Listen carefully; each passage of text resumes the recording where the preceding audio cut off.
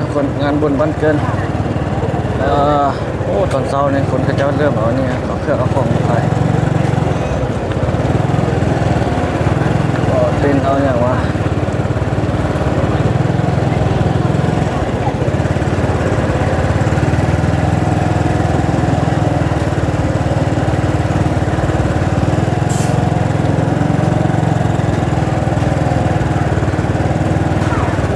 โอ้ถึงว่าจะมายิงปืน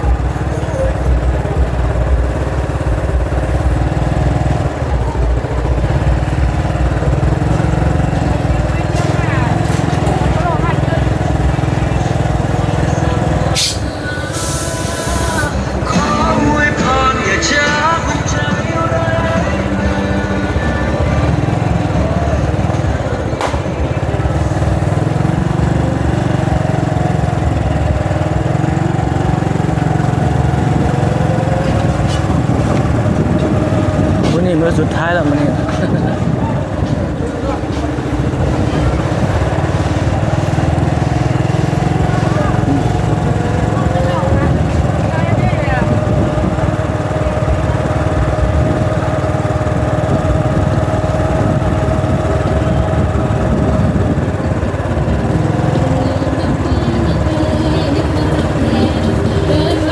บางห้างกันยังบ่ได้เปิดทำได้นี่ปิดแล้วถึงนี้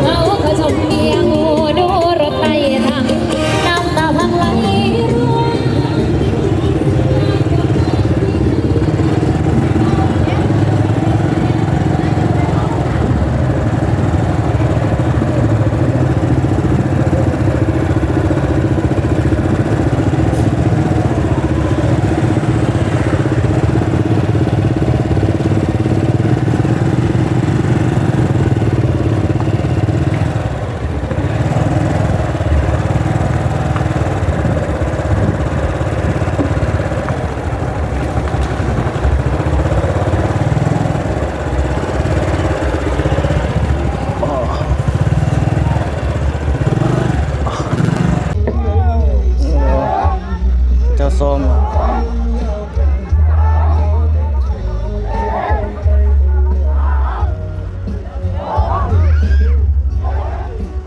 โอ้รถไหลตามห้านขายเครื่อง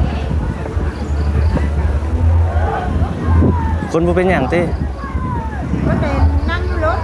ฮะรถอยู่นี่ตั้มเลยอ่ะรถไหลลงไปở đây cái xe mà đồ nó giống mà lá xuống cái quán là luôn này mãi ngay chuyện tình đây giống cái đi đây đồ xe đấy nó mà không có phanh á รถไหลตามห้านเขาจะจอดนี่เลยmình vào được cái việc hai đồ xe chỉ có tay phanh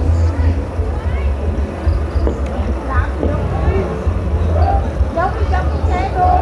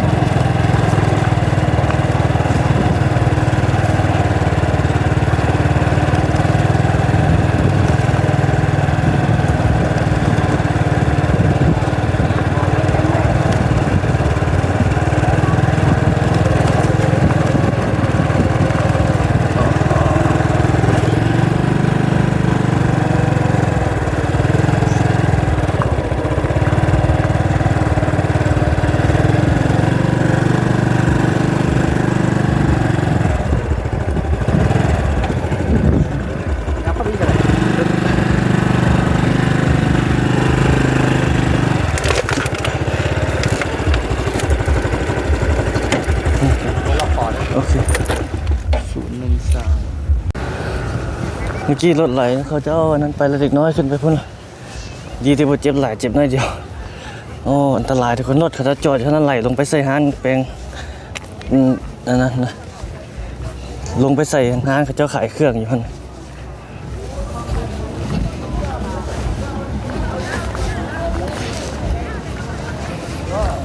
เขาเจ้าย้ายรถระบบหรือยังจอดขาอยู่ไหนพุ่นโอ้อันตรายแบบนี้จิบ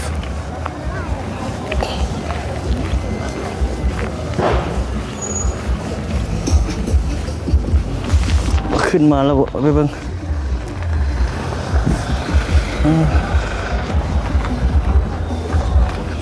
ผู้สาวน้อยสาวน้อยเริ่มมาแล้วจะเริ่มตั้งบูธตั้งอย่างได้ก็จะเอาขึ้นมารถอย่างที่นี่ขัดนี้เลยคันเล็กไว้ก็ยังได้นี่ไหลลงนี่ลงไปเราเอาหัวเขาได้แล้วกันแล้ว อันนี้เราเอาหัวบวกน้ำมาเลยนี่ไงกุ้งมันมืดเลยโอ้บอกมันเป็นคอยได้นี่น่ะ คุณน่าจอดอยู่คุณนะคุณไหนบ้าคุณไหนคุณที่มันอันนี้ลงไปนี่ก็จะบ่แหงมันจะพุ่นมันได้ท่าไว้เลยพุ่นวะพูดแล้วพูดเลยเดี๋ยวบนพ้นยืนพุ่นแล้วพูดเลยพูดอ่ะอ้าวไอ้พึ่งหอยไม่ใช่หอยตีลอยมาทีเลยเอ้ามันมาได้จะไหนสิเราไม่เราแมวมานะเนี่ยทางมันมืดเนี่ยถ่ายมันเปาะไปมันมืดรถบูดึงเบรกมือบูลองเลยมาเลยดีแต่โบอันนั้นเนาะดีแต่โบถือคน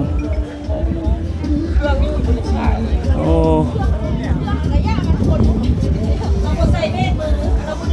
้ลมหมดพี่ไหลลงมาที่เทิงพุ่นซื้อลงมานี่แห้งได้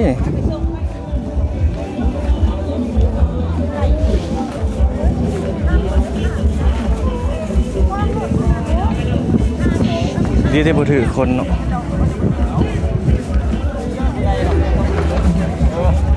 โดดลงมาดีที่คนบ่เป็นอย่างเนาะอ๋อเจ็บมันเป็นค้อยแล้วก็ไหลมา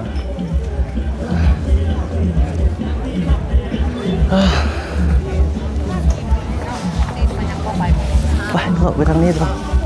โอ้ดูกระปุกเลยไปดูโอ้ฮอนพระเจ้าเริ่มแล้วทุกคนเลยนี่ไปได้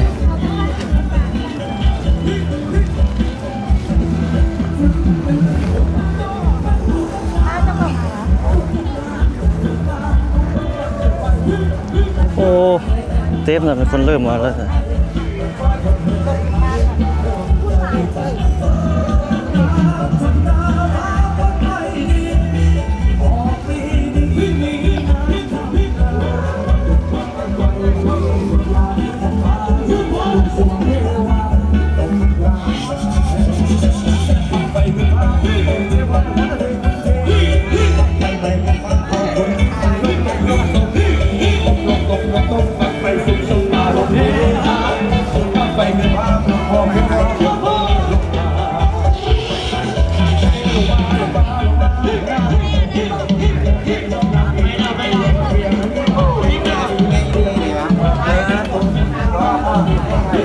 ปีไก่ปีนี้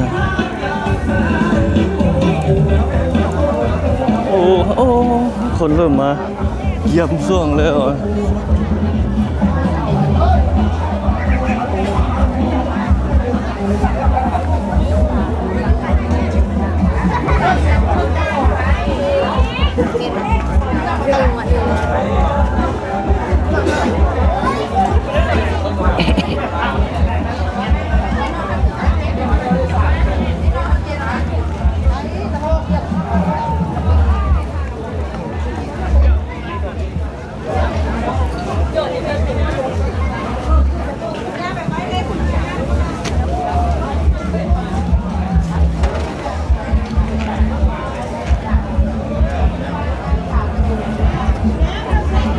กำลังโจเท่าไรนี่โจเท่าไรโจนี่เท่าไรโดนนี่เหรอ10,000 จอดหนึ่งก็ได้ก็แล้วเจอหอนว่ารถไหลเมื่อกี้ดีแต่บ่ถือฝนเนาะจืดปนยามีอย่างเลย มีสีขาวอ่ะ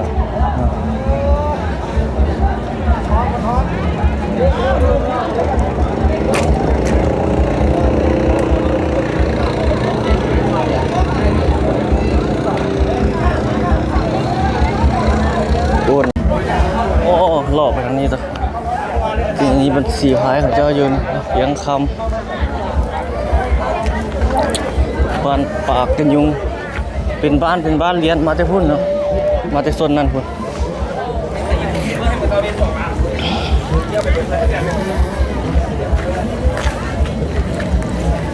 บ้านแจ้ง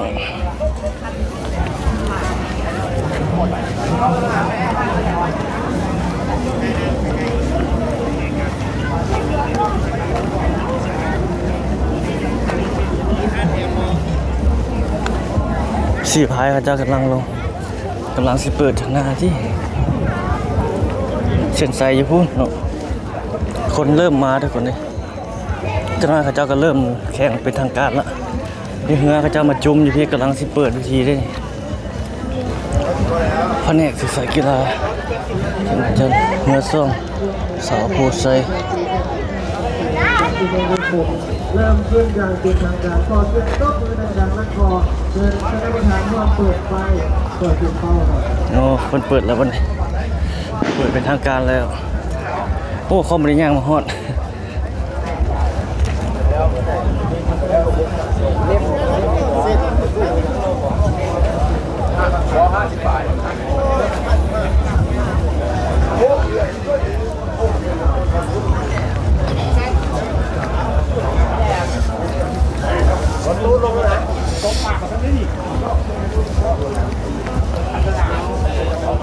เปิดแล้ว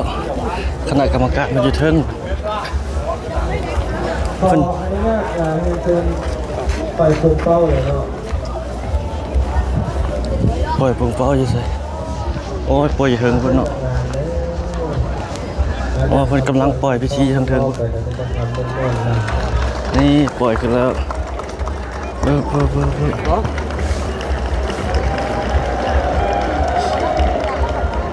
ต้องให้แต่ท่านแต่งจันทร์มาจาก พิธีเปิด ขออนุญาตเชิญ นี่บรรดาสีพายคณะกรรมการเพิ่นเปิดเป็นพิธีอยู่บน ต่อได้นำมาดำเนินรายการศิลปะและการแสดง โอ้นี่บรรดาสีพายเรือเขาเจ้ากำลังสิขึ้นโอ้มาปึ้งทางนี้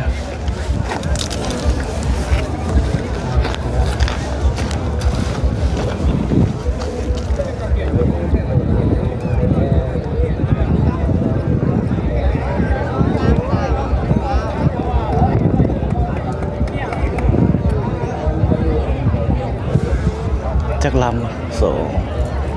4 2 8 10 ลำเป็นพิธีไว้เกิดนะเปิดจะพ้นเนาะ ผู้ฝึกบาลของเทศบาลโดยได้รับมอบหมายจากประธานจัดงานบุญข้าพเจ้านำพาการแสดงศิลปะและสะท้อนนำพาการแข่งขันของ จะน้อยก็ขึ้นไปพ้นเลยไปเลย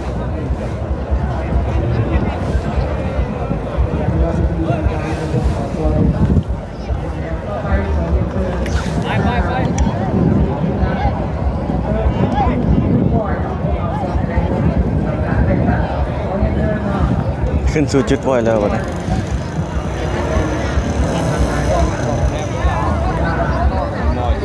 ต่อไปจะเป็นการแสดงศิลปะวรรณคดีพร้อมรูปแบบเนี่ยบนช่องต้นข้าวกับแสดงการเข้าตัว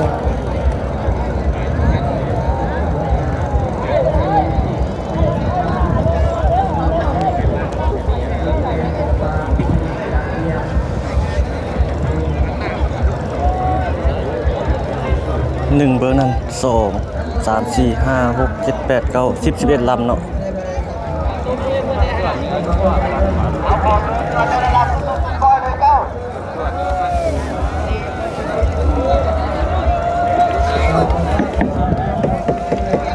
ขึ้นไปสู่จุดปล่อยแล้วบัดนี้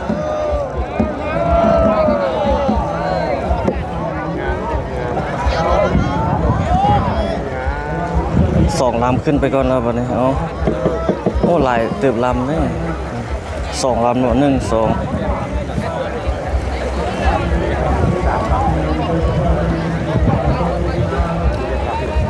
3กับตัวเบื้องนั้นเนาะ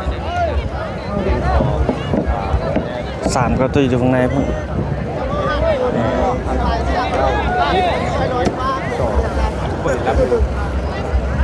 4กับลำนี้4ลำแล้วเนาะ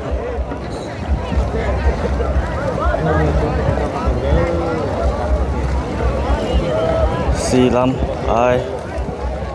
น้ำมันก็จะไหลจะใหญ่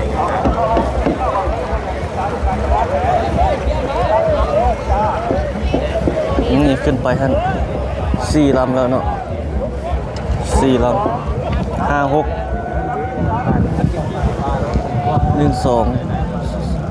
3 4 5 6 7 8 9 10 11 12ลำเนาะ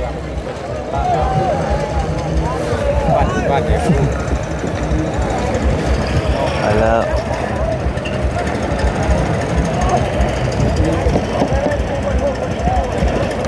3 4 5 6 7 8 9 10 11 12ลำ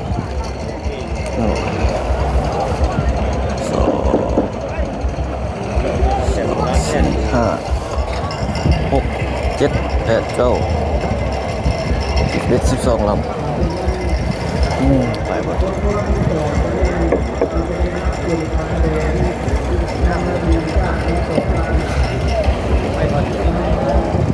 เช่นใส่จะพูดเนาะเจนะครับ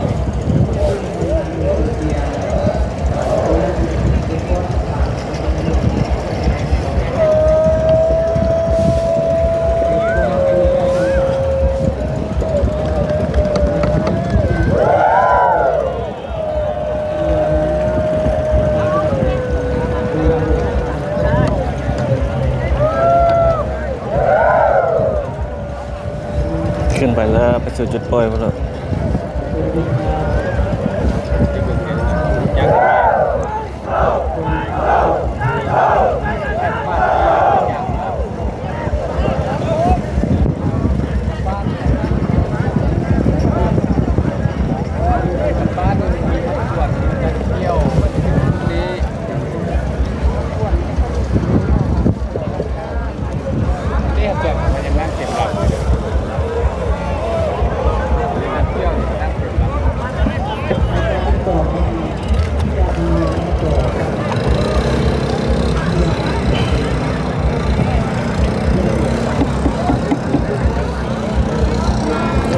ไปแล้วหลายล้ำอยู่เนาะเหนือเขาเจ้า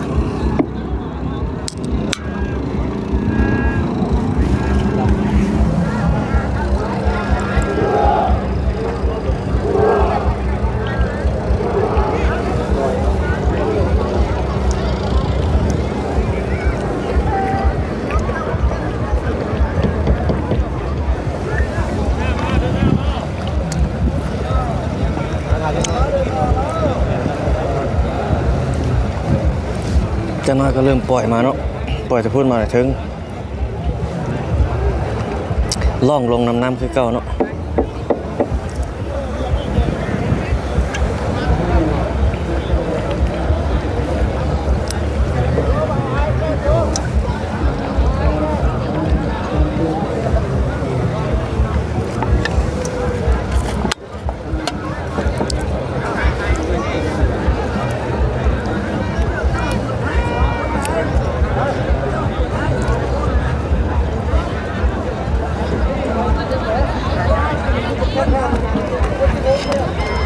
นี่เขาจะเข้ามาพี่ก่อนนี่โอ้ทางเทิงนี่มันมีการแสดงศิลปะวรรณคดีเนาะ เราก็ต้องพัฒนาทักษะมัธยาลัยเนาะการแสดงของผู้การเรียนแต่ตัวคุณเท้าของพวกเรา เจ้ากำลังแสดงให้ถึงหัวเขาสิเข้าไปเบิ่งได้บ่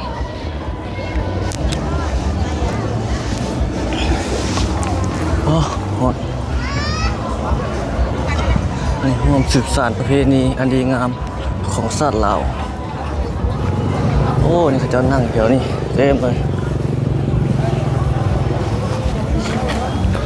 โอ้ฮอด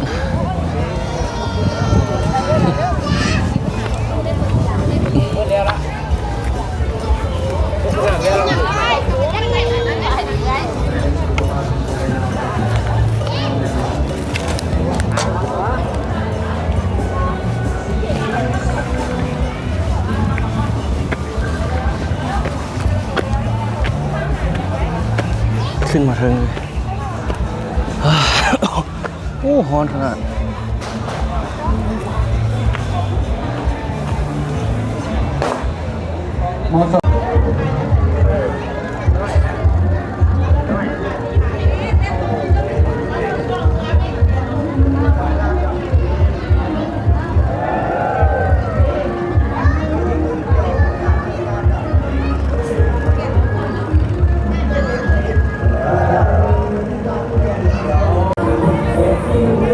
นี่เขาจะเปิดอยู่ทางนั้นมีฟ้อนศิลปะอยู่เทิงพุ่นเนาะ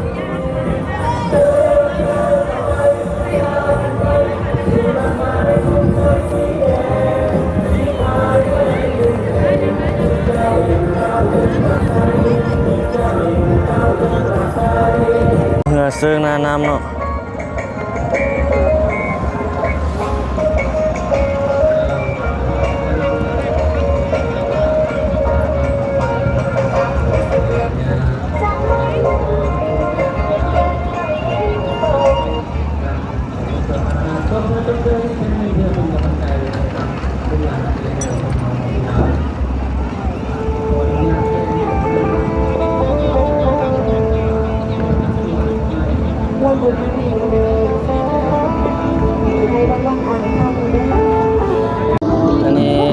อันนี้เซิงหน้าน้ำเลยโอ้จะจุดกระโปง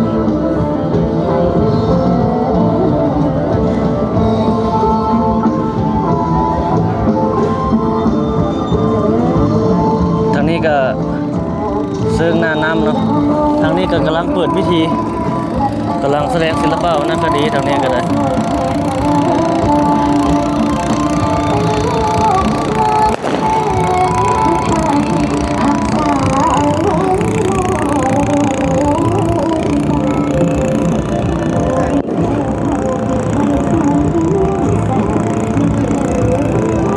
ทางนี้กำลังอยู่เลย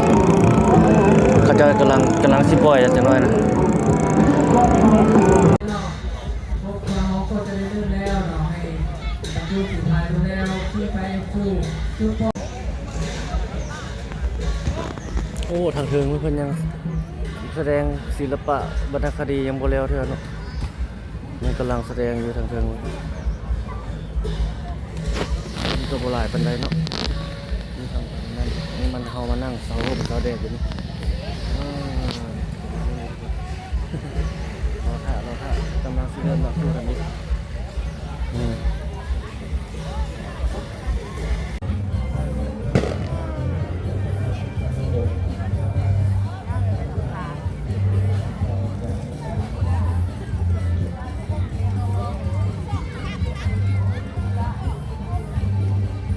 คู่แรกของคู่ทบิดออกมาเลยเยอะมาคุณ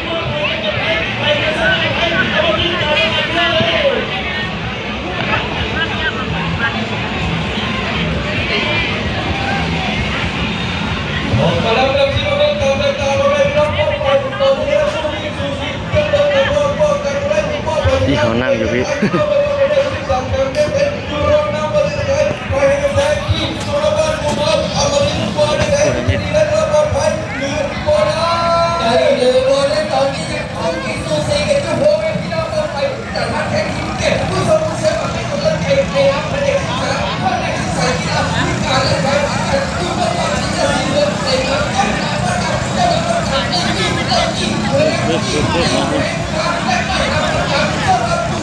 คนก็จะเล่นลงตัวมาแล้วคู่ระมิด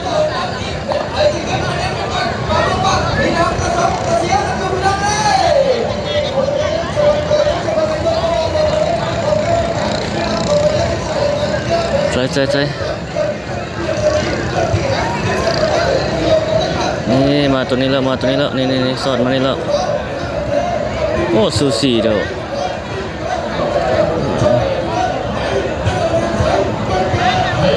โอ้เบื้องนั้นรับหน้าแล้วเบื้องนั้นอยู่ทางหน้าแล้วมันรับหน้ากายแล้วถ้าสอดออกมาทางนี้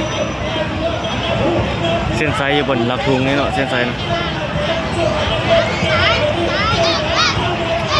นะมาแล้ว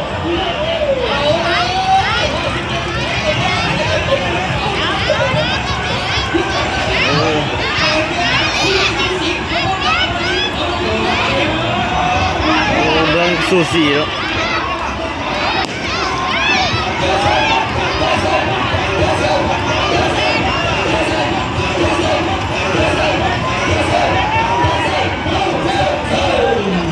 เบื้องนั่นสนาเนาะคู่แรกผ่านไป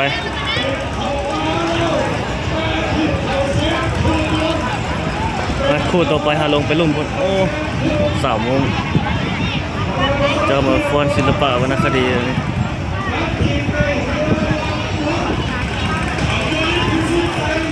แต่งสุดมดเพื่อกับคน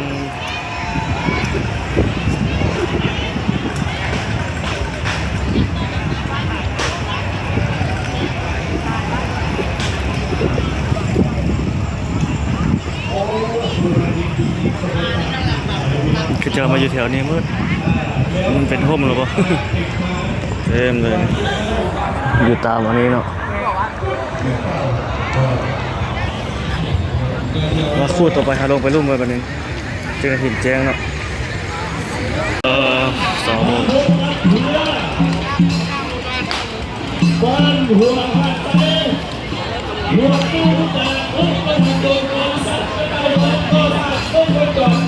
ลูกผู้ด่าเต้นที่มาจะมีการคุยกันใส่กับเพื่อนให้ในวันนี้แล้วก็ประกอบมีตามนี้ตรงทางลำบากมาดูน้ำตาบกน้ำตาเวทว่าเป็นอะไรที่ใช้จะพยายามแซงกิ้งจะที่กันหรือโคตรดีๆให้ได้พอได้รับผลลัพธ์ที่ดีมาตีให้เพื่อนช่วยมาจะนำของความเด็ดปัจจัยปัจจัยมาว่าจะมาจากปอดแล้วคนที่ขบวนแล้วทำไมเราหัวหักเขาหลวงปู่วันนั้นตีให้ตีออกมาที่นั่นไปดีได้ไปดีต้องหัวหันซ้ายแล้วก็เพื่อนหลวงปู่วันนั้นให้การก็ทำโดยตอนอีสานกระต่ายเขาต่อสร้างความมั่นใจมันบอกประมาณกันที่เราเอาเรื่องนี้ดีจากการสาวเงินสาวน้ำส่งเรื่องมันเจ๊งว่าจะมีตลาดปลอดภัยคนติดตามที่เรื่องเอาจะหนีได้ตลอดปลอดภัยหรือว่าหลวงปู่พุทธาแล้วคุณยัดกระต่ายท้องเลยเพลงขึ้นมาเดี๋ยวมาเดี๋ยวก็จะเกิดอะไรยังไล่ดีไล่ตามชกขึ้นมาปวดตัวต่อที่น้ำไปปวดตัวน้ำให้เชื่อมาในน้ำนางสาวบนเพชรเกียดขึ้นมาต่อที่หลวงปู่พุทธาบ้านหาดไอหนีเลยหาดไอแต่ตื่นในน้ำบ้านหาดไอหลวงปู่พุทธาก็บอกว่าดึงสะโพกเสียกันยาวๆเสียกันยาวๆแล้วเดินใจตั้งแจ้งบอกว่าน้ำขึ้นมาค่อยพาอยู่บ้านแจ้งเลยในน้ำนางสาวบนเพชรอีก30 เมตรจะเข้าเส้นใจมาบอกว่าน้ำสาวจะตามนั้นหรือโอ้โหไรเนี่ยสุดท้ายไรเนี่ยตัวแทนที่ตอนนี้นะผมรับส่วนของหลวงปู่พุทธาให้มารับส่วนของพี่น้องบ้านหัวไซตอนนี้4 แห่งจะให้ออกมาเกี่ยวกันแจ้งต้องลงไปเป็นต้นลงตาที่หินมาต้องแล้วที่ประมาณ150วันนี้หัวไซหลวงปู่พุทธา4 แห่งแสงหนีหลวงปู่พุทธาหนีแล้วก็ค่อยปลดเกี่ยววางปล่อยเรือทั้ง2 ลำไหลเข้าเชิญใช่ก็มีปัญหาอย่างสำหรับเรือยังพอจะธนาคารมอบพัฒนาเกี่ยวกับที่มอบเงินพัฒนาต่างๆที่หน้าที่เกี่ยวกับแค่คือเกี่ยวกับเดียวทั้งเลยได้มาบ้างหน้าพ่อหน้าเลยพูด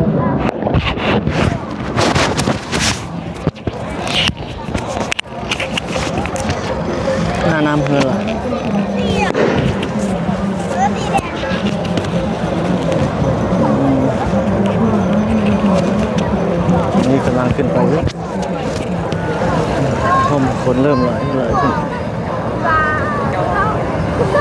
โอ้ฮ้อนขนาดทุกคนโอ้เบิ่งน้ำเถื่อนมา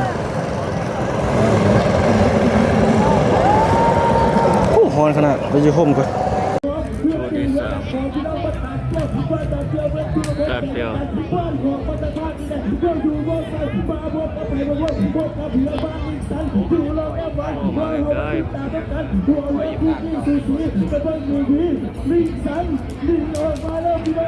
โอ้ยลิซันจะมีได้ตลอดปลอดภัยเสมอว่าเจ้าแม่หงน้องบ้านอักเกี้ยวกับบุรลักษ์พอไปยับคนไปหายไล่พี่ไตามน้องน้ำมีสองทีน้ำเจ้าลิซันจะหนีได้หรือไม่ได้ลิซันหนีได้ไม่ได้ตอนนี้หกน้องอักเกี้ยวปี้ขึ้นมายังเสมอกันอยู่โอ้โหไปน้ำไปตามแล้วพี่น้องเอ้ยเอาแล้วถ้าพายกันแบบนี้สี่ใบสามใบมันใจกันนัวเนีย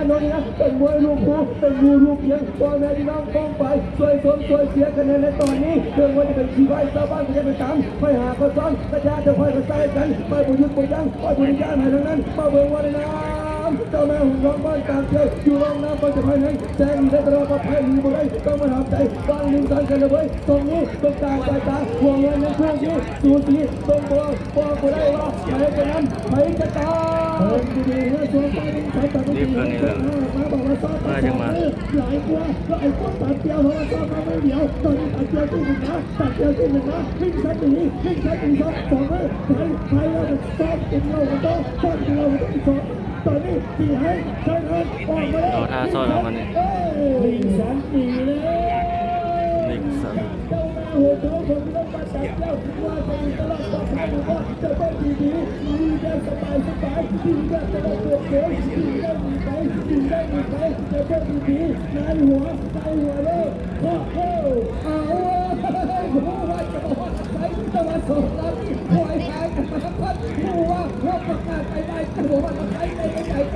เพราะว่าไปที่เสาก็ไปแต่ว่าตอนนี้โมนี่ไปเสาต่างคนต่างอันเก่าจะต้องไปโมโหว่า ใจสด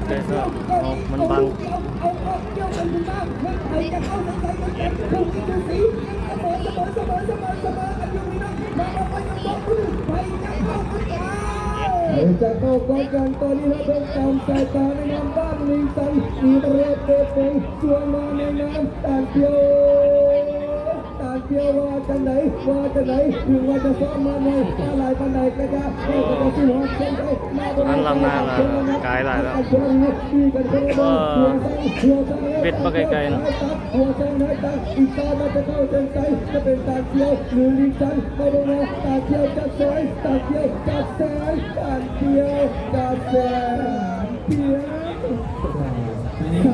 เขาเดินไปกับฉันไปสู้เขาละแล้วก็ปล่อยอะไรเขาเช่นใส่กรรมการผู้ทรงเกียรติผู้รับทราบรวมถึงสมาชิกในรางวัลบ้านหนึ่งสามพื้นที่ดาสองนั้นจาการ์ตาก็ใส่ที่ดูลงมาฟังมาพบกับไปพบกับเพื่อนของพี่น้องมาทุกที่ก็คือเรือนางเพชรภูคำใส่เสื้อสีตองอ้อนอยู่บ้านเพื่อนไว้เอาตอนนี้หัวเรือภูมิสูสีกันออกมาจะเป็นวิธีปักจุดเดียวเอาทั้งสองผู้ใจจะดีว่าเป็นไทยจะไทยก็เป็นไทยจะตามมาตอนนี้ยังภูมิสูสีจะเป็นส่วนกลางในนั้นจักรตามอาศัยหรือว่าเป็นบ้านจุ่มกับพี่เสียนขึ้นมาบ้านจุ่มไอพี่จะหนีได้กระโดดปลอดภัยหรือบ่ทางอันที่สองในน้ำบ้านจุ่มจะหนีได้หรือบ่ได้แต่ว่าเพื่อฟังในน้ำเกิดกลางนี่ก็หนีขึ้นมาเช่นเดียวกันพี่น้องเลยเอาละเว้ยเกิดกลางในน้ำจากระตามบ้านใจได้เปรียบเล็กน้อยหาปานกลางคอยดึงสะโต้ยกกันยาวๆตามกันลึกๆส่วนว่าบ้านจุ่มพายกันเพื่อออกมานุ่งเสื้อสีเขียวออกมาตอนนี้เพิ่งมาบ้านจุ่มกับบริลาความพยายามถึงว่าจะตัวเป็นของพญาไม่กันจะสู้เพราะว่าวันนี้มีการแข่งขันจุดที่สนามบ้านจุ่มไม่จะมาสู้ให้สมศักดิ์สมศรีมาเปิดบอลในน้ำบ้านจุ่มจะแพงนิดอีแหงแสงขึ้นมาได้หรือบ่ได้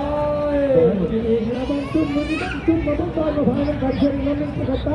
กรตามันนี่ตุลาลักได้ใส่ฟ้าได้หาใจมันผสมผสานให้กันให้จนหน้าคนตาตีแห้งพยายามเกาะกลุ่มคนแสงตีแห้งแสงออกมาส่วนนี้นึงเรามีบรรจุจะบรรจุนะครับปวดเส้นตะเกียบตอนนี้ตีกินมาบางอย่างนี้จะ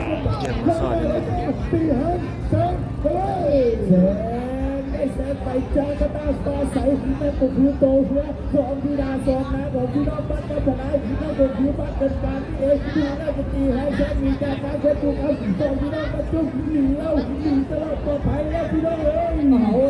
เอาไปจับกระตาจะหนีจะตลอดปลอดภัยหรือว่าจะเป็นบ้านจุ่มไล่บี้ไล่เบี้ยไล่เสียไล่สีต่างคนต่างเคาะต่างคนต่างพายต่างคนตอนนี้บ้านจุ่มเรื่องหวังผลเกียรติตะกายบอกว่าจะหันหรือบนหันตอนนี้ให้น้ำฟ้าใสจักรตาจะหนีแล้วเอาเลยในน้ำบ้านจุ่มกับบริลักษ์ความมันงามกัดแก้วสู้ถึงว่าจะสู้ได้สมัยค่อยก็จะสู้เจ้าในน้ำบ้านเกิดการจากรตาฟ้าใสตอนนี้ก็คุมเฉยจักรตาก็ค่อยก็ขอหอมแก้มอีกสาวมาจะเข้าใสมาโดยว่าจะออกทางไหนจะเป็นจักรตาหรือว่าบ้านจุ่มเลย กินเดี๋ยวนี้บ่ได้เนี่ยกิน โอ้กอดทางเบื้องนี้ไปแล้วโอ้บัดเจ้าบาดไทยเป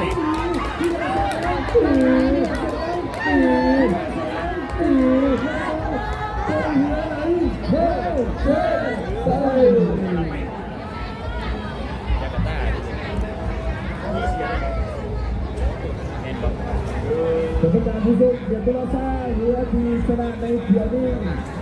ในการเรือจากรตาฟ้าใสเป็นเรือจากรตาฟ้าใสเป็นเรือก่อนที่เราต้องหาสวนก็คือในตะมอบ้านพุทธที่เราต้องวางจุดโคจรมาพบกับเรือมาแรกศึกษาธิการและกีฬาของที่เราบ้านเกิดการได้เป็นเพื่อเจ้านายรัฐการคือเราต้องการเจ้านายรัฐการเสียบ่ได้ต้องชนะโดยหาเดียวต้องชนะโดยหาเดียวตาจะชนะต้องมาหาคูณกันนี่เนาะแต่เฮ็ดได้ดีบ่ได้ทำให้ศึกษาเอาเงินกันตีรวมกันโอ้ยตีรวมกันชอบเสียงตกห้องเลยตกห้องเลยเราว่าเอาส่วนที่เป็นรอบที่ของตะพอคุณจะสีฟ้าสีเหลืองสีส้ม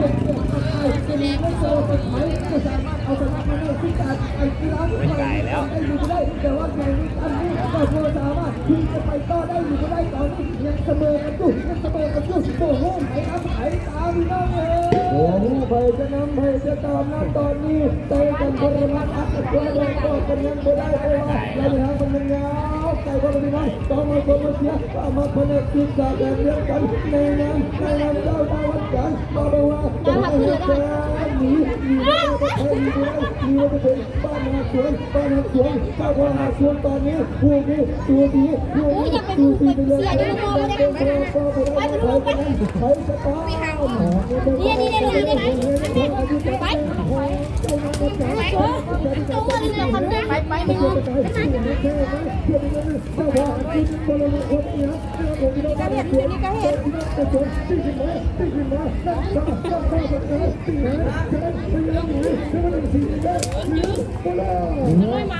ไปจะตามนี่ไปใจเสียของบ้านแม่ศึกษาธิการและกีฬาตกเรือบ้านเกิดการพุ่งวัดการก็ดูเรื่องจะตีแฮชแท็ก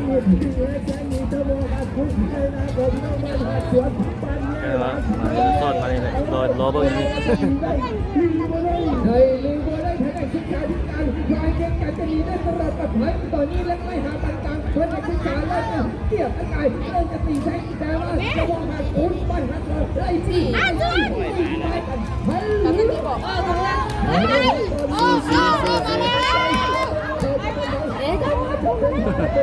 มาพี่เสียพี่ไหม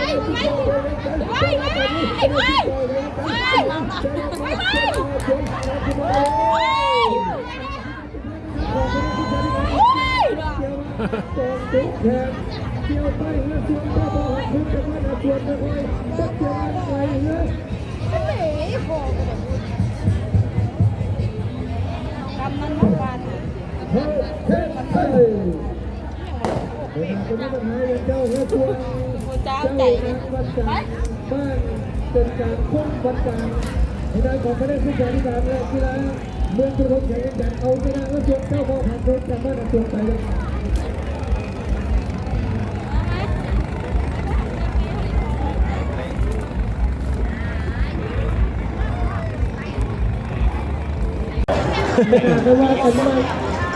โอ้พระเจ้าซักอยู่ด้านในเต็มเลย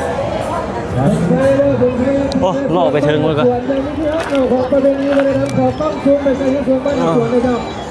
โอ้ตัวนี้กำลังสิลง ทั้งใต้พี่เจ้าอยู่ชูๆก็แถวมาภาพนี้คือความเอกลักษณ์ต้องใจของประเพณีวัฒนธรรมเรือสวงรองลืมเจ้าโอ้ยต้องใส่เรือสวงเชิญเลยเนาะตากล้องเนาะหลังจากพวกเราสวงทิ้งกันแล้วที่กระแบบที่เจ้าได้ชนะการได้เสียมันโคตรสำคัญ ย่างไปพูดเลยครับ ของประเพณีผมทราบเรารวมเอาเฉพาะของที่เราแข่งเล่นจากที่เราเรือลงเองเจ้าเจ้าตี ชุดนี้ลงอีกแล้วเนาะ ลูกพ่อว่างโอ้เย็นเราตุ้มเบียกันที่ไหนพี่น้องมันแตกต่างจากยุคปัจจุบันแต่ที่เป็นแบบนี้หรือเราเป็นที่เป็นแบบนี้หาพอมาเนี่ยพวกเราเห็นแข่งกันต้นแบบนี้แหละใจที่เรามาชวนดีเห็นในปีนี้เจ้าก็มึงไปก็เจ้าก็ไม่ได้บอกเลยสมเด็จเจ้าเป็นเรื่องที่ดี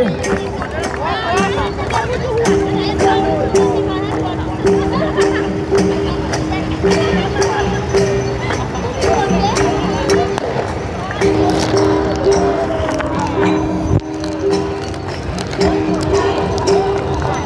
ำหรับเรือของพี่น้องบ้านหักสวนนะครับก็พอ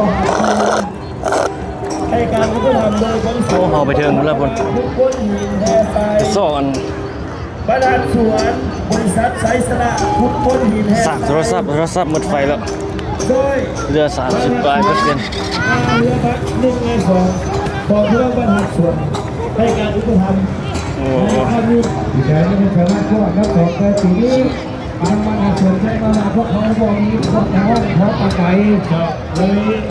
นักเรือเข้ามาเพื่อเป็นการรักษาเชื่อไว้ทางนี้ของพี่น้องเราดูด้วยกัน ย่างเป็นส่วนสุด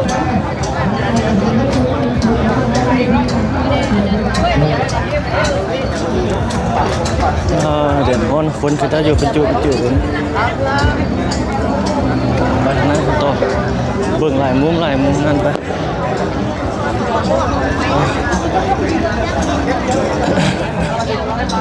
ตอนแรงพวกอะไรจึงเป็นแบบ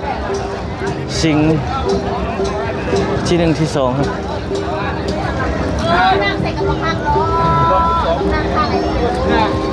คนแสดงหน้าร่วมกีฬาอีกเลย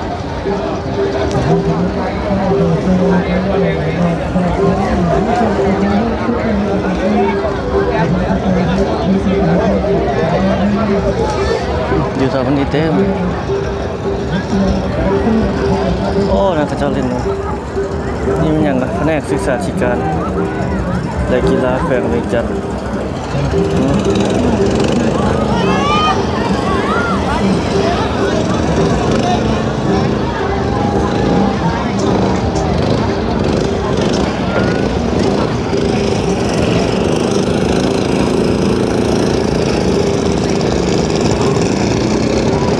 คนหลายที่เขาไปทางนั้นคนมาวันนี้เขาจะย่างไปทางนี้วันนี้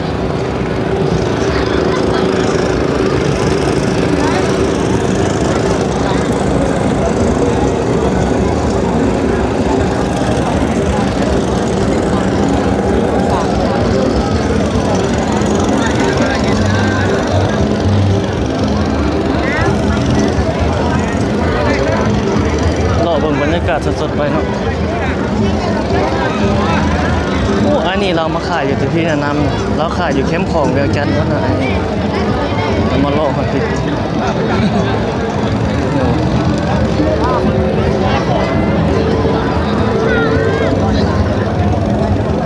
เจ้าหนังสูงเลย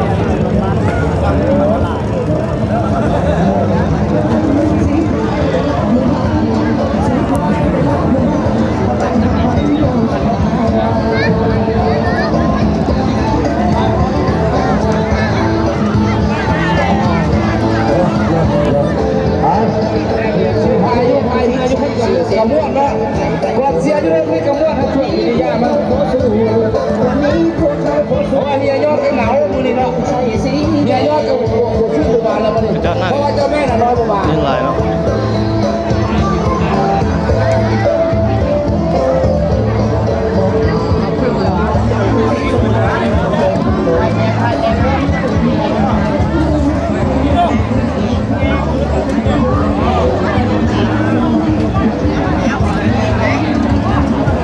โอ้นี่จะตั้งแคมป์แบบใส่แบบนี้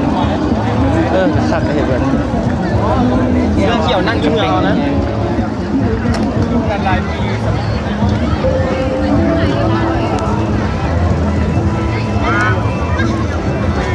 เป็นเหรอ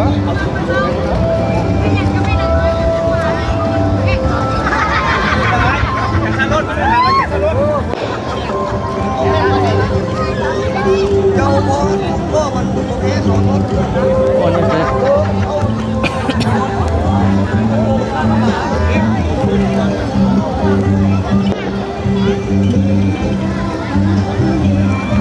โอ้จะนั่งแคมปิ้งตรงนี้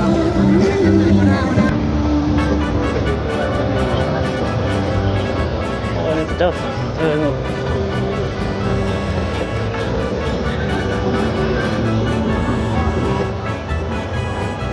งานบุญส้มนะประจำปี2565ที่บ้านเกิน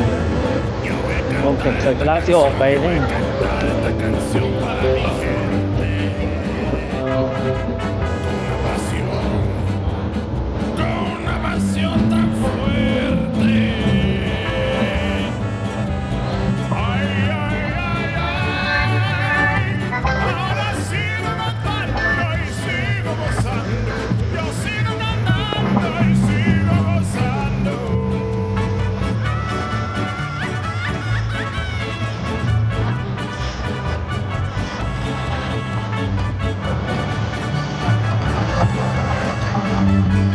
กำลังที่ออกมันเดินก่อนเนาะ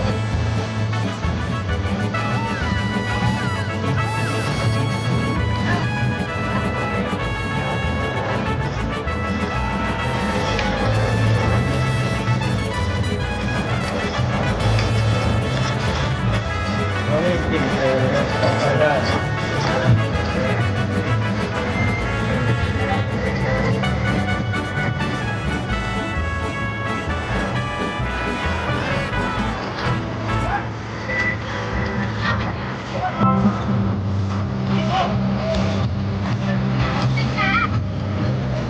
ไปแล้ว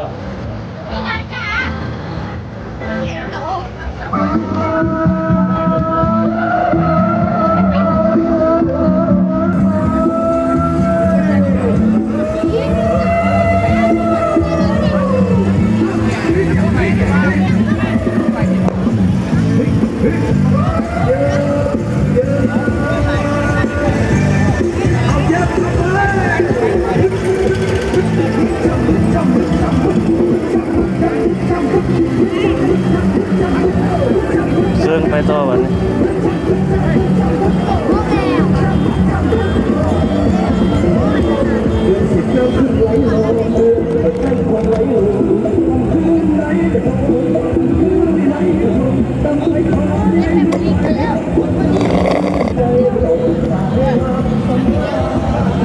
เอาแฟมิลี่เจอ โอ้คนหลาย แฟมิลี่เจอเนี่ย เราให้คุณนั่งก่อนเราทั้งนี้ก็ได้ โอ้ไปโซ่ทางโทรศัพท์บนไฟโทรศัพท์มืดเลยทุกคนโอ้บนลดลงนี่เขาเจ้าเอาแล้วเนาะ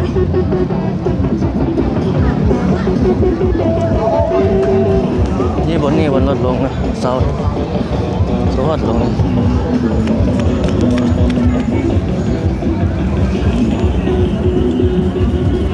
โต๊ะกินข้าวกินน้ำกันทุกคนนี่กู้ภัยมาอยู่นี่เนาะองค์การกระแดงเขื่อนเวียงจันทร์จัดกู้ภัยสุดเสือ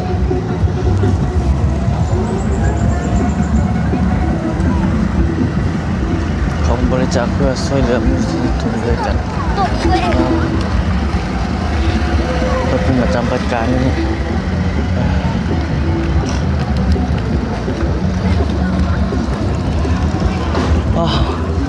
ผู้สาวสากผู้สับใส่ทั้งเครื่องเกี่ยวห้านอาหารหมดเลยผู้สาวน้อย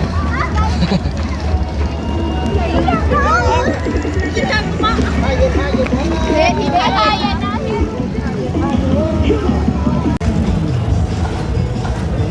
ไปเศร้ากินข้าวกันทุกคนตอนนี้โอ้มาสากโทรศัพท์นำเราจะหน่อยเข้าไปถ่ายบัตรข้าเจ้าอันนั้นเนาะบัตรข้าเจ้าส่วงแบบนะฮะส่วงสิงขึ้นที่สองนะนี่สวนสัตว์เราวไปถึงหน่อยจึงเข้ามาอีกสอบกินข้าวสากโทรศัพท์กันโอ้ทางนี้ก็จะขายเครื่องขายของยาวคนโบราณปันไดธรรมดาเนาะก็มีอยู่ว่าบุมีก็